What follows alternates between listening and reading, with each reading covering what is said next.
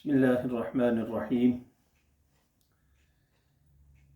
الحمد لله رب العالمين، والصلاة والسلام على سيد الأنبياء والمرسلين وعلى آله الطيبين الطاهرين وأصحابه الأكرمين وعلى من أحبهم بإحسان إلى يوم الدين.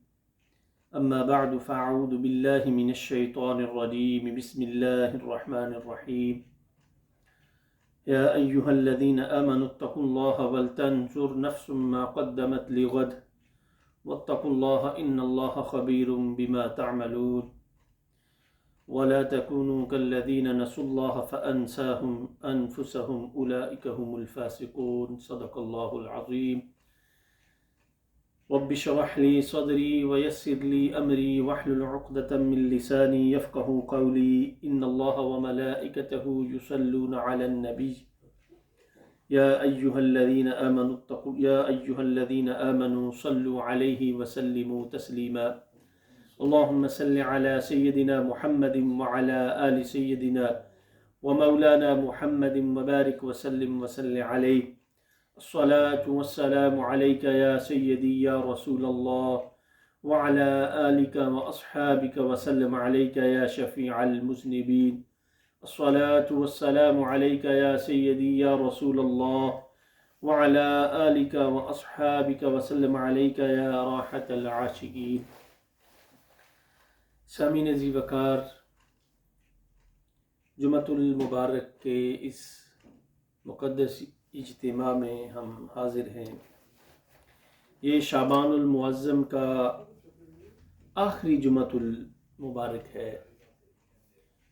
آنے والے ایام بڑی اہمیت اور بڑی عقیدت کے حامل ہیں. اللہ رب العزت انسان کو اپنے قرب کے مواقع فراہم کرتا ہے. اللہ رب العزت انسان کو یہ موقع عطا کرتا ہے کہ وہ عبادات کے ذریعے، صدقات و خیرات کے ذریعے، وہ ایک منصوبہ بندی کے ذریعے اپنے کل کی تیاری کر سکے. قرآن کریم میں وحدہ لا شریک ارشاد فرماتا ہے، یا ایہا الذین آمنوا اتقوا اللہ، اے ایمان والو اللہ سے ڈرتے رہا کرو. وَلْتَنْظُرْ نَفْسٌ مَا قَدَّمَتْ لِغَدٍ، ہر شخص کو دیکھنا چاہیے کہ اس نے آگے کیا بھیجا ہے اپنے کل کے لیے. ظاہری طور پر جو ہم زندگی گزارتے ہیں، اپنی زندگی کو مینج کرنے کے لیے ہم اپنے معاملات کو ترتیب دیتے ہیں، تو بعین ہی اس آیہ مقدسہ میں بھی اللہ رب العزت انسان کو اپنی آخرت اچھی کرنے کے لیے اس ظاہری زندگی کو ترتیب دینے کی ترغیب دے رہا ہے وحدہ لا شریک، کہ لوگوں اللہ سے ڈرو.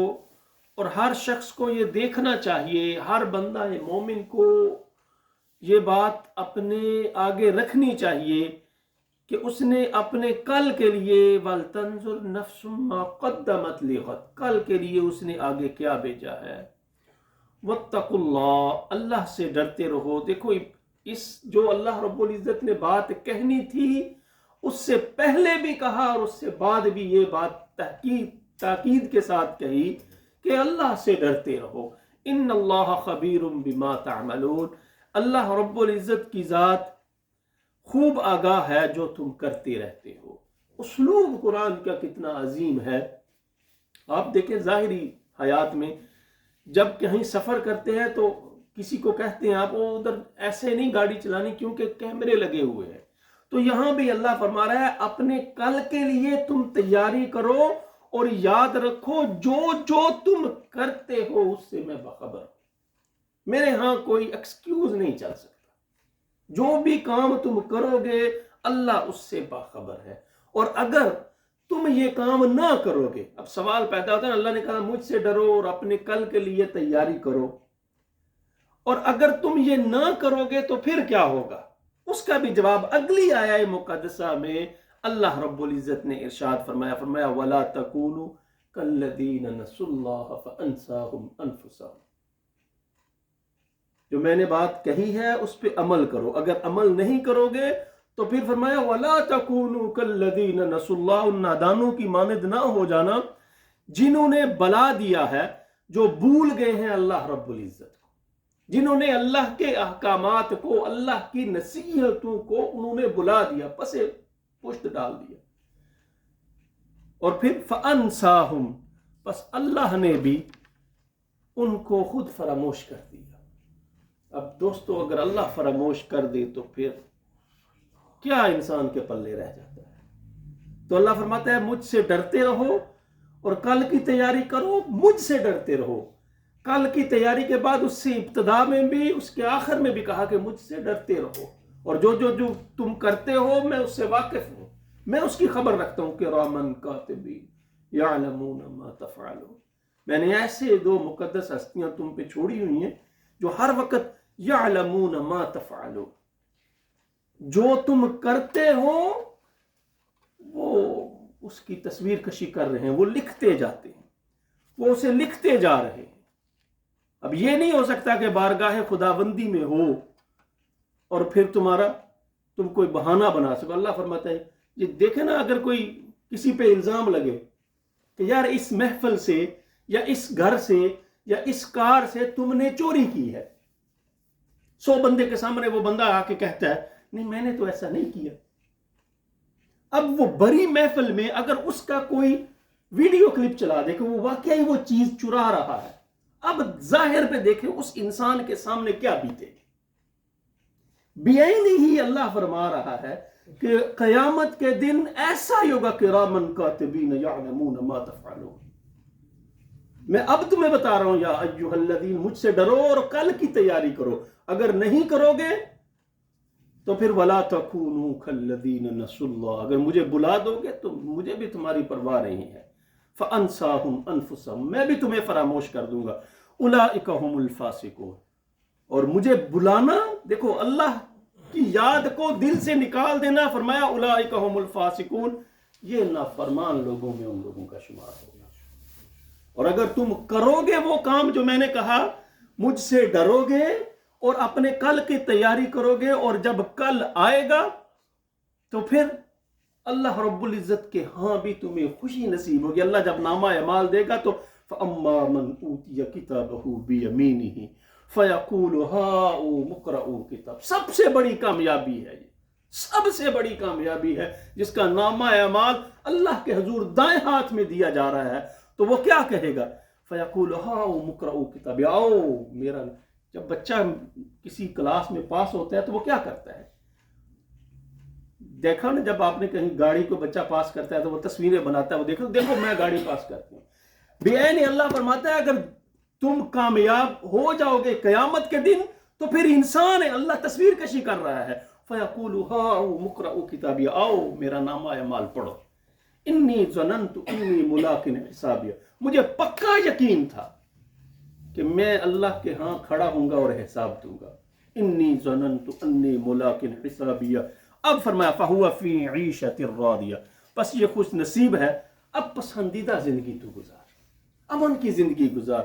فی جنت عالیہ قطوفها دانیہ کلوا واشربوا ہنیئا بما اسلفتم فی الایام الخالیہ. تیرے لیے ہر چیز اب میری بارگاہ میں حاضر ہے، سب کچھ انسان تیرے لیے ہے.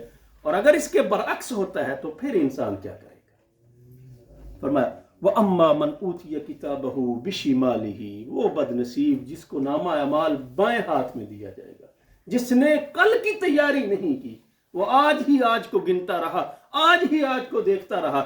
وَأَمَّا مَنْ أُوتِيَ كِتَابَهُ بِشِمَالِهِ فَيَقُولُ يَا لَيْتَنِي لَمْ أُوتَ كِتَابِيَهْ، ہائے کاش مجھے یہ نامہ اعمال، میرا یہ رجسٹر مجھے نہ ملتا تو کتنا اچھا ہوتا. وَلَمْ أَدْرِ مَا حِسَابِيَهْ، وہاں وہ انسان کیا کہہ رہا تھا کہ انی ظننت انی ملاق حسابیہ، مجھے پکا یقین تھا کہ میرا نامہ اعمال، میں اللہ کے حضور پیش ہوں گا اور میرا حساب کیا جائے گا. اور جس کے نامہ اعمال جو ناکام ہو گیا وہ کیا کہہ رہا ہے؟ وہ کہہ رہا ہے وَلَمْ أَدْرِ مَا حِسَابِيَهْ، ہائے کاش میرا حساب ہی نہ ہوتا، یا لیتہا کانت القاضیہ۔ یہ ظاہر ہوتا ہے نا، جب انسان کو کوئی غم پہنچتا ہے تو وہ ظاہری دنیا میں یہ کہتا ہے کہ یار یہ غم دیکھنے سے پہلے میں مر کیوں نہیں گیا۔ یہ ہوتا ہے نا اکثر انسان کی زندگی میں کہ یہ پریشانی دیکھنی سی، اس سے بہتر تھا مجھے موت آ جاتی۔ بے عین ہی انسان یہاں بھی یہ کہہ رہا ہے، فرمایا یا لیتہا کانت القاضیہ، ہائے کاش یہ اللہ کے حضور کھڑے ہو کے حساب دینے سے مجھے موت آ جاتی، موت ہی میرا کام تمام کر دیتی۔ لیکن دوستو اس دن موت بھی نہیں آئے گی، کیونکہ موت کا تصور ختم ہو چکا ہوگا۔ وہ کتابوں میں آتا ہے نا، جب قیامت برپا ہو جائے گی تو اللہ موت کو مینڈے کی شکل میں لائے گا اور دوزخ اور جنت کے درمیان سے ذبح کر دیا جائے گا۔ تو اب اس کے بعد انسان کو موت نہیں، اگر وہ ہو تو پھر تکلیف کے ساتھ انسان مر جائے۔ تو کہہ رہا ہے یا لیتہا کانت القاضیہ، ہائے کاش موت جو ہے وہ میرا کام تمام کر دیتی، میں اللہ کی بارگاہ میں پیش نہ ہو سکتا۔ ما اغنا انی مالیہ، جس چیز کے لیے تم صبح و شام کوشش کرتے ہو نا، قرآن نے کتنی بہترین خوش اسلوبی کے ساتھ بات سمجھانے کی کوشش کی ہے۔